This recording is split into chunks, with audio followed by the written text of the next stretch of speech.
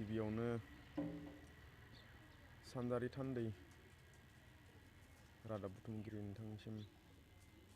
साबायखर बावबाय सिमेन्ट दख'रा दुलाराय बर' फरायसा आफादनि जानानै दिनै दुलाराय बर' फरायसा आफादनि जोनोम सान एबा गायसनथाइ सान दिनै जोङो बेखौ लोब्बा लाखिनानै दुलाराय बर' फरायसा आफादनि जा मोनसे हाबाफारि बे हाबाफारि बायदियैनो जोङो गिबियावनो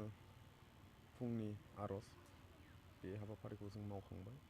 आर'ज जोबखांनायनि उनाव जोङो जोंनि माहारियारि फिरफिला दुलाराय बर' फरायसा आफादनि बेखौ बिरहोबाय बेनि उनावहाय जोंहा बर' हारिनि थाखाय जाय बिर जोहोलावजो बिथांमोनाहाय मुंख्लं जालांबाय बे मुंख्लंफोरनि मुङावहाय जाहाथे बिथांमोननि आगोमा जिउआहाय सोरगोआव आलो गोजोनै जायगा मोनहैनो हायो बेनि थाखाय आफा आनान गसाइनाव संग्रिनानै बिथांमोननि मुङावहाय बिबार बावनाय हाबाफारि बे बिबार बावनाय हाबाफारिखौ जों मावफुंबाय जोंनिनो आगुनि आनडिभाइडेड लखिमपुर जिल्ला दुलाराय बर' फरायसा आफादनि मोनसे समनि लेङाइ आफादगिरि मानगोनां उमेश ब्रह्म लोगोसे दा सोलिफुबाय थानाय सिमेन्ट प्राइमारि बर' थुनलाइ आफादनि गाहाय नेहाथारि बिथांखौ लाबोनानै जों हांख्रायनाय लेखाय मोननो हादों बिथांखौ बावजेनगिरि महरै मोननो हादों आरो थिग बेफोरबायदियैनो बिबार बावनाय हाबाफारि बेबो जोबनानै थांबाय दा हाबाफारि बायदियै जोङो मोनसे सोलोंथाइ बिथिंखौ नोजोर बोनानै जोङो मोनसे एवारनेसबो लादोंमोन सावरायमेल बियो जोंहा 12 रिंगानिफ्राय जागायगोन आरो बे जोबनाय लोगो लोगोनो मोनाबिलियावहाय मुंख्लं खाम्फायावहाय जों आलारि बाथि सावनाय हाबाफारि लादों बेखिनियानो फैबाय थानाय समाव सिमेन्ट दख'रा दुलाराय बर' फरायसा आफाद हिसाबै मा हाबाफारि लानानै समाजनि थाखाय हाबा मावो जोङो फैबाय थानाय समावहाय जोङो बेयो रोखा जों सोलोंथाइ बिथिंखौ नोजोर बोनानै जों हाबा मावलांगोन आरो जोंनि समाज बेबस्था जोंनि हाबा मावनाय मानाय जेरै उन्दै बैसोआव हाबा जानाय आरो उन्दै बैसोआवनो जौ जुवा ड्राग्स बेफोरावहाय जोंनि उन्दै गथ'फोराहाय जाहाथे बे निसाजों नाख्रेबजानानै दङ उदां जानो हायाखै ओंखायनो जों गोबां हाबा मावनो दङ बायदि एवारनेस प्रग्राम लानांगोन जोङो mission skill and quality education जोंहा दुलाराय बर' फरायसा आफादा मोनसे मिशन फोसावखानाय दं बे मिशन फोसावनायनि गेजेरजों जों बे मिशनखौ बिथा खालामनानै जों एवारनेस लानांगोन एवारनेस खालामनांगोन अब्ला जों जोंनि सोलोंथाइ बिथिं समाज बिथिं जों गासैखौबो मोजां मोनसे लामायाव लाना फैनो हागोन जों बेखौ मिजिंथिनाय दङ आरो बेजों लोगोसे आं बेखौनो खावलायगोन जोंहा जोंनि सोलोंथाइ बिथिङा मोजां नङा जेरै जोंनि फरायसालिनि इनफ्रास्ट्राक्चारानो जा गासै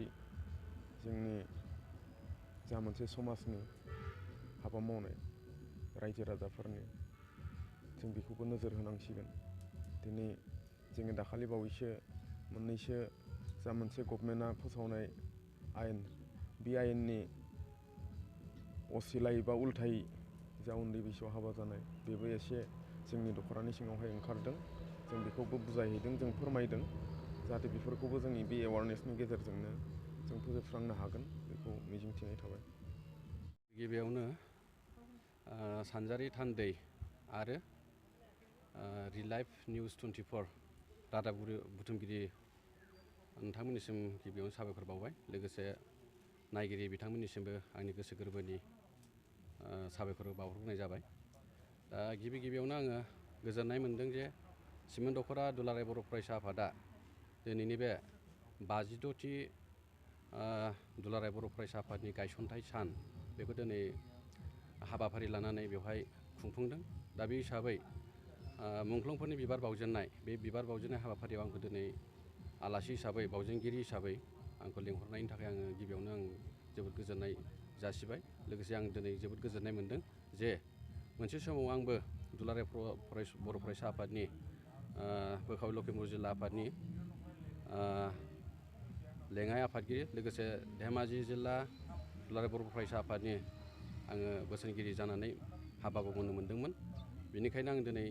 गोसोखांदों बिथांमोना आरो आंखौबो गोसोखांदों बिनि थाखायनो आं जोबोद साबायखर बावदों जे मोनफ्रोमबो बिथिङाव दिनैहाय बेबायदि हाबाफारिखौ लानानै मावफुंलाङोब्ला जोङो जोबोद मोजां जागोन। मानो होनब्ला बोसोरफ्रोमबो बे हाबाफारिखौ जों मावबाय थाबोदों आरो दिनै जों गोसोखांनांगोन जे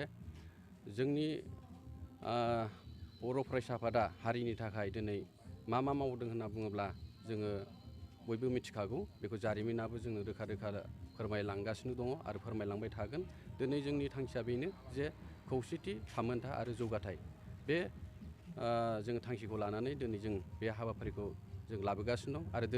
दिनै मुंख्लं सान मुंख्लं मोनसे हाबाफारि लादों। बे हाबाफारिखौ जोङो गोसोखांनानै दिनै जोङो मावनांगौ जोबोद खामानि दङ। जिहेथु बिथांमोना जोंनि जोंखौ थुलुंगा होबाय दङ आरो बिथांमोनानो दिनै जोंनि बड'लेण्ड सोमावसारनायाव बाहागो लानानै दिनै मुंख्लं जालांदों। दिनै बुंनो थाङोब्ला सुजित नार्जारि बिथाङा दिनै जोंनि सेथि मुंख्लं आरो लोगोसे जोंहा बिबानगिरि जेरै जोंहा उपेन्द्रनाथ ब्रह्म आरो बिदिनो जोंहा दङ बानेस्वर बसुमतारी आरो बिदिनो कन्यकेशर नार्जारि आरो गोबां जोंनि मावथि सार बिथांमोना दिनै बेखिनि हाबाखौ मावनानै दिनै जों बे अबस्थायाव फैदों। आं बेनिखायनो दिनै जोबोद गोजोननाय मोन्दों। बेखिनिखौ आं फोरमायथिबाय। दुलाराय बर' फरायसा आफादा फैबाय थानाय समाव माबायदि हाबाफारि लानानै खामानि मावनांगौ दं होननानै दुलाराय बर' फरायसा हिसाबै जोंहा गोबां थांखि दङ आरो मावनांगौ दङ। दिनै फरायसा होनना बुङोब्ला जोङो बुंनांगोन हारिनि सिनस्रि बिथा हारिखौ फोजौनाय गोजौ दैखांनायनि हाबाफारिया मैखोमै दङ होनना बुङोब्ला जोंनि फरायसाफोरनाव दङ। ओंखायनो जोङो बेखौ बुंनांगोन जे सोलोंथाइ होनना बुङोब्ला सोलोंथाइखौ जोङो फरायसा हिसाबै नोजोर बोनांगोन। जेरै जोङो गोबां थांखि लादों, जों गुन गोनां सोलोंथाइ नागिरदों, जेरै जों साइकेल रेलिबो खालामदों आरो बिदिनो जोङो गोबां फिथाइबो मोनदों आरो दिनैहाय जोंहा गोबां हाबाफारि मावनांगौ दङ। दिनै जोङो नुदों जोंनि फरायसालिफोरखौ जोंनि फरायसाफोरानो जों बेखौ नोजोर होनांगोन। जेरै जोंनि आबहावाफोरखौबो जों नोजोर होनांगोन। दिनै जोंनि गेजेरावनो गोबां गोग्लैसोनानै थानाय जों फरायसालिफोर नुदों। दा बेफोरखौ जुदि जोङो फरायसा हिसाबै बेफोरखौ एसे एनै जोङो बुंनानै जोंनि फरायसाफ्रा बोरै जौगानांगौ बेखौ जोङो आसि खिन्थानांगोन। जोङो राजनितिक दैदेनगिरिखौबो जों बुंनांगोन, बेखौ जोङो खावलायगोन। मानो होनब्ला दिनैहाय जोंनि गोबां फरायसालियानो बायला जिलायै जोङो सोलिबाय थानायखौ जों नुनो मोन्दों। बेनिखायनो आं खावलायगोन जाहाथे बेफोर बिथिंखौबो नोजोर होनानै जोङो बेखौ मावफुंलाङोब्ला जोंनि माखासे सोलोंथाइ बिथिङाव जों दावगागोन होननानै जों मिजिंथिनो हायो। बेखिनिखौ आं बुंबाय।